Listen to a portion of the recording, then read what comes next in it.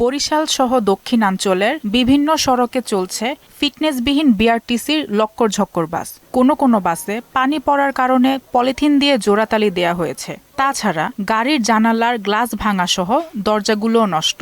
এমন বাস্তবতায় চরম ভোগান্তিতে এ পথে চলাচলকারী যাত্রীরা। যাত্রীদের অভিযোগ, গাড়িগুলো লোকাল বাসের চেয়েও খারাপ। মেরামতের জন্য সরকারি বরাদ্দ পেলেও নামমাত্র মেরামত করে টাকা আত্মসাৎ করছেন কর্তৃপক্ষ, এ দাবিও তাদের।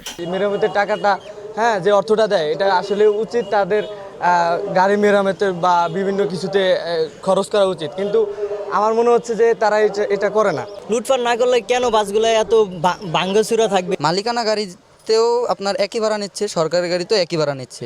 300 টাকা খুলনায়, এখান থেকে বরিশালে বিআরটিসিতে 300 টাকা। সিটের অবস্থা তেমনি, গাড়ির অবস্থা কন্ডিশনও তেমনি একটা ভালো না।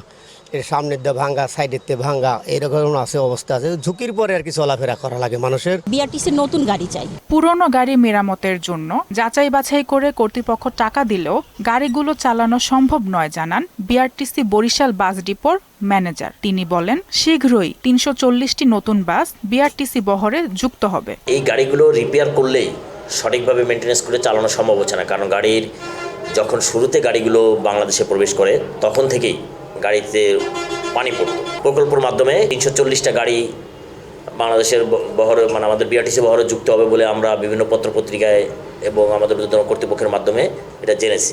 সমস্যা নিরসনে দ্রুত পদক্ষেপ নেবে কর্তৃপক্ষ, এমনটাই প্রত্যাশা সংশ্লিষ্ট সবার। সিফাত রহমান, জেসি, মোহনা সংবাদ।